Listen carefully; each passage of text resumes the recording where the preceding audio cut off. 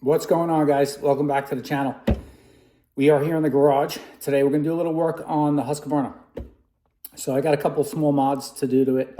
I've been wanting to get better handguards for a while. So I got those. Turn the camera around and show you what we're going to install. And then I've already installed, and I'll show you what we did. The crankcase pressure sensor holder from Pinit Racing. The stock unit is a little known to be flimsy and can fail and break and leak. So I installed that. It was fairly inexpensive, kind of like a safety point for prevent future issues possibly. And also I have a little bit of an issue, probably not an issue. I think I've narrowed it down to something else, not related to the bike. I was getting a lot of extra drool out the pipe. So that's one of the things that could cause it. So I was like, I'm just gonna throw that on there, and whether it's that or not, but it'll at least prevent future issues of the crankcase pressure sensor possibly leaking, or the little hose where it connects it has been known to kind of break and leak and what have you. So just a little added security to the bike. So I'll turn the camera around and show you what we got there. I'll show you the stock piece that we took off, and you can see kind of how flimsy and, cheap it is, really, in all honesty. Kind of surprising for the Husqvarna KTM line to have a piece like that on there. It's kind of doesn't really seem up to par with the rest of the bike. So, and then we're going to put some new ODI, my favorite, Rogue grips on the bike. So let me turn the camera around, show you what we're installing. We'll go over the crankcase pressure sensor thing first, and then we'll show you the handguards. All right, guys. So right there, that's your crankcase pressure sensor. That's the new holder. It comes with the new piece of tubing, which is a little bit shorter than the stock one, because the rest of the space is made up by the billet end, where the sensor bolts down to. Really much more sturdy. You'll see it doesn't really move that much. The stock one would flop all over. You could like wiggle it back and forth with your finger. So you're riding it, that thing's just bouncing around. And the stock hoses and where the sensor goes in has been known to fail and leak. So it's kind of just preventative maintenance. And also I was getting a lot of spooge out the exhaust pipe. I think I've narrowed that down to, it was actually the FMF muffler, the turbine core. So we'll talk about that in another video, but yeah, a little disappointed with that muffler, to say the least. So let me show you the stock piece. So if you guys are interested. Now, I will tell you, so first thing I did was I changed the sensor. Also I put a new sensor in it just for shits and giggles. I put a new sensor in with the holder. Just to see if that would make a difference. And I rode it with the FMF muffler on there still. I will tell you the bike ran and is running definitely a little bit crisper. So my hunch was it probably was leaking a little bit, but it wasn't the main culprit for the excessive spooge coming out the exhaust. It was really just the design of the muffler. So the stock one here, you'll see, it's just a piece of plastic at the end where the sensor attaches to. Now, I was actually quite surprised how easy this came off. So on the back of the crankcase is like a nipple that's open, obviously, and then the hose slides over it. So this, I literally, with barely any force, honestly, this thing just popped right off. It wasn't hard at all. I was thinking I was gonna have to, cut this clamp to get it off, but I barely put any pressure and it just slid right off. So that's that was first sign. I don't think it's quality, piece and sealing well. And then the second thing is, I'm not sure how well it's gonna show on camera. I think right there you can tell. You see where the sensor goes in? That top of that hole is actually oblong. It's not perfectly round. So that's not really gonna make for a great seal when your sensor is perfectly round with the round O-ring. So this is the stock sensor I took out. I put a new one in with the new holder. I don't think there was anything wrong with the sensor, so I just hanging on to it. I got it in a Ziploc bag here for future, God forbid I need it. And then this is just a little plastic cover that goes over the, but with the new Pinit Racing one, I didn't put it on there because it does change the angle where the sensor sits, and I just didn't want to interfere with the engine mount and stuff. You don't really need it. The bike is definitely running noticeably crisper with that. I don't know if it's the holder or the sensor. My hunch is it's the holder. It's just sealing better. It's a better seal. Because when you really get on it, and the crankcase pressure builds up. When those things aren't sealing right, it'll actually seep past, the pressure will seep out of the hose.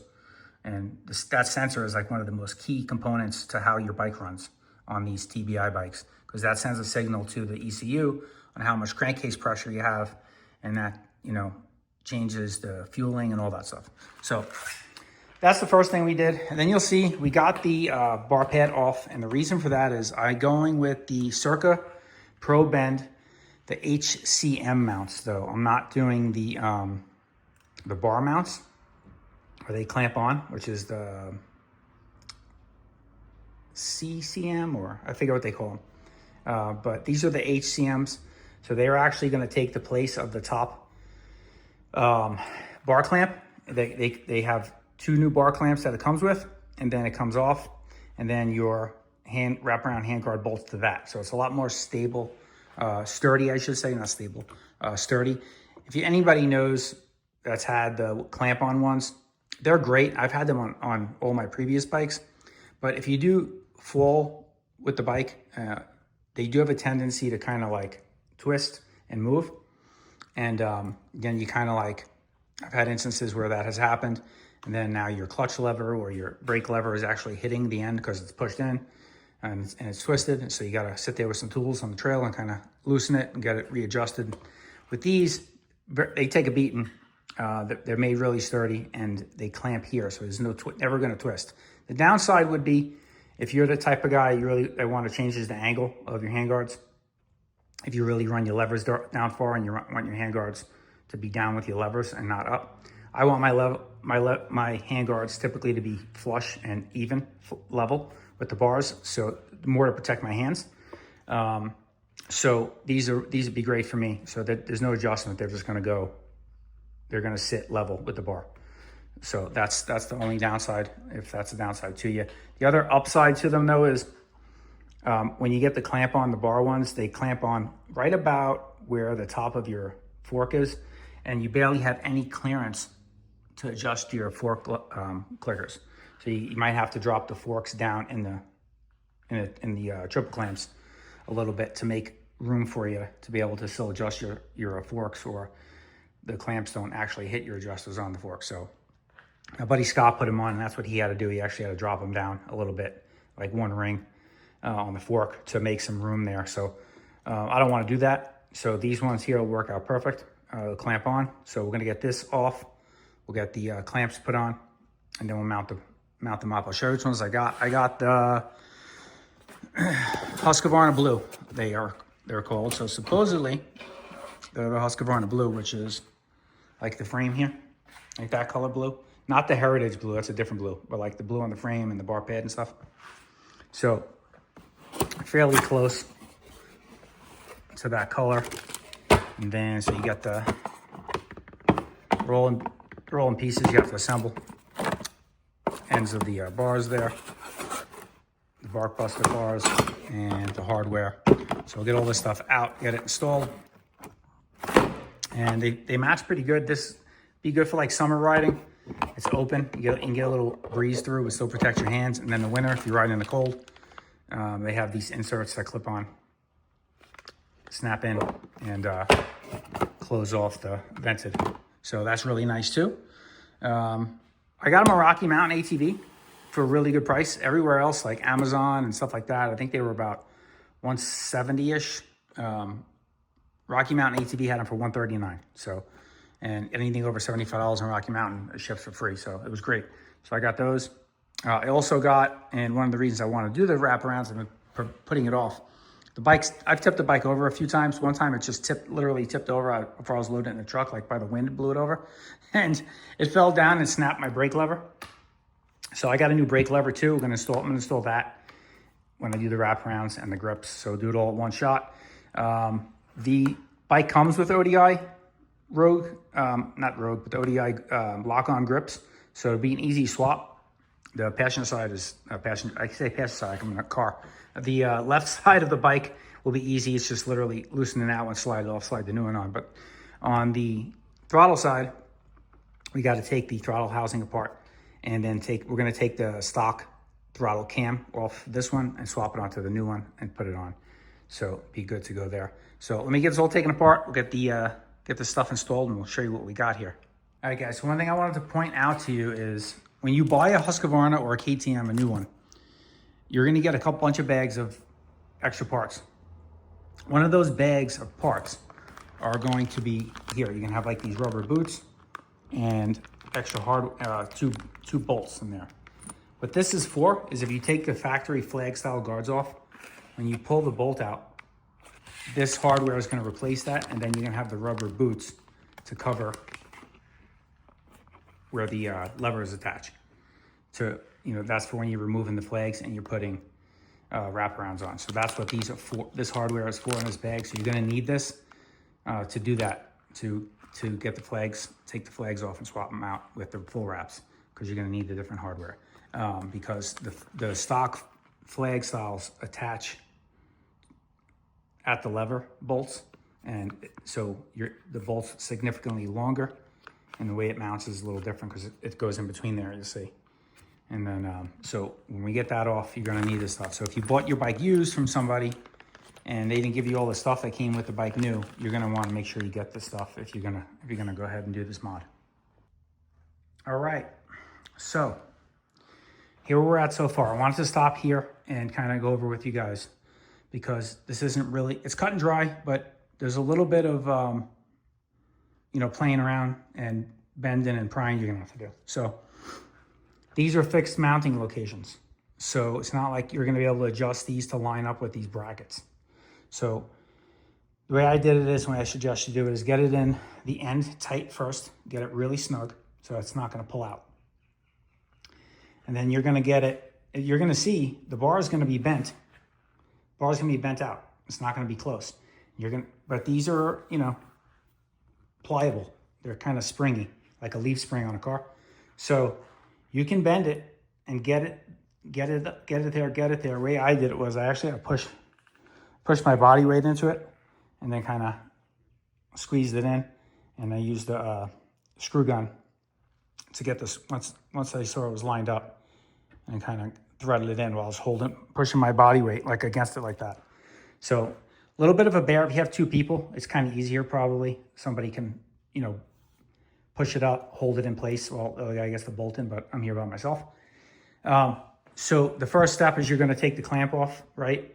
And put the new clamps on that come with the kit. Before you do that, just a quick tip. You'll see I have a marker there, line. So I drew a line on the marker. You can't really see on the black bars, but if I shine a flashlight on it, it's there. So I drew a line from the bars to that, and then across also, so that when I took the clamp off and the bars move, I can line it back up exactly where I had it, and then tighten down the new bar clamps. Then you're gonna do these here. You'll see you got the new grips on. If you're using donuts, make sure you put them on first, obviously, because once these are on, that's it. And then on the throttle side, you're gonna wanna give yourself, you're gonna want the bar end to stick out a little bit past the throttle. I might have to go in even a little bit more by the time the bars wrap around, if you don't want them touching at all the grip, because then obviously you want the throttle to be nice and smooth and easy. So I'm gonna get the other one on. We'll finalize it all up, show you the finished product, but not too bad. You're gonna have to move all your stuff around, obviously, because you're gonna have to slide your grip in a little bit more than you had it. So you're gonna have to move your starter switch. All my stuff's loose right now. Your brake lines, for me, worked out. I just put the bracket came out from under the brake lines, because as you know, when you use suspension compressors, these lines come up. So you kind of don't want them really underneath, and they fit perfect on top. So worked out there. I'll get it all finished, installed, tighten up all my controls, and we'll show you the finished product. All right, guys, so here's what we're left over with. Here's all the stock parts. Stock bar clamp. You're not going to reuse the bolts. They comes with new bolts for the brackets. They're longer and they're black painted. So just keep these with your stock bracket in case you want to go back to stock. Stock grips. There's nothing wrong with them. I'll save those. We got stock hand guards with the bolts for those. We use the stuff in the kit. And put our new lever on that side. And it comes with the rubber guards. Rubber pieces there. So they fit nice. Protect the bolts and prevent all the dirt and stuff from getting in there. That's all that stuff in that little bag that I showed you before. So Everything's done. Got all my levers where I want them. I tidied up the wiring a little bit, you know, put a couple zip ties here and there. Everything looks good. One thing I didn't mention before is the stock bar pad is not really going to fit. Cyrca does sell a bar pad that just works with their system and it'll just pop right on. It's already notched out appropriately for it. What I did is I notched out the foam on the stock bar pad and then I trimmed the rubber on the wrap. It looks okay, you know, serves its purpose. I'll probably just leave it like that. If you want to be cheap, save yourself $38, you can do that. So like I did. I may end up getting the Cyrca one. We'll see. That ends up bothering me. From the front, it's the only place you can see. Doesn't look great, but overall, not bad at all. Very happy with the quality of these things, man. The hardware. They do give you a couple extra bolts to put the handguards on. Thank God, because I was lining this one up. I had it on. And then this, I forgot the end piece here goes underneath and clips in, and then it bolts through. And I kind of left it in there thinking it was good. And I turned around to grab another bolt and nut for the back. And it fell on the floor, and two screws and 2 nuts went flying across the garage. You know how that goes. Stuff hits the floor, and you never find it again. Fortunately, I was able to find one of them, and that's all I needed because they gave you extra. They give you like extra one or extra 2, an extra pair of them. So that alleviated that issue. Thank you, Cyrca, for supplying extra bolts and hardware, because that's always nice. Always dropping something. So yeah, it looks good. I like the colors, match almost spot on. I like these better than the white Husqvarna ones. The ones from Husqvarna are white, and then they have like the blue and yellow decals.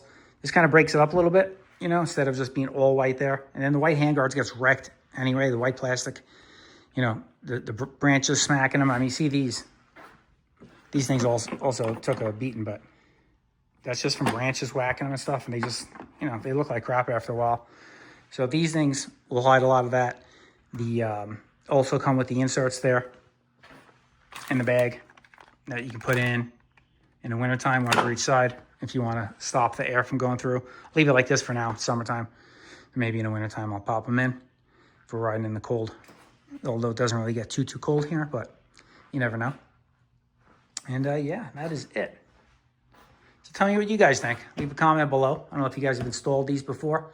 The biggest pain in the neck, like I said, was just getting the bar pushed over and lined up to get the bolt in. These are a universal kit, so it's not specific for a Husqvarna. They just sell them in Husqvarna blue. They sell them in Yamaha blue too. So,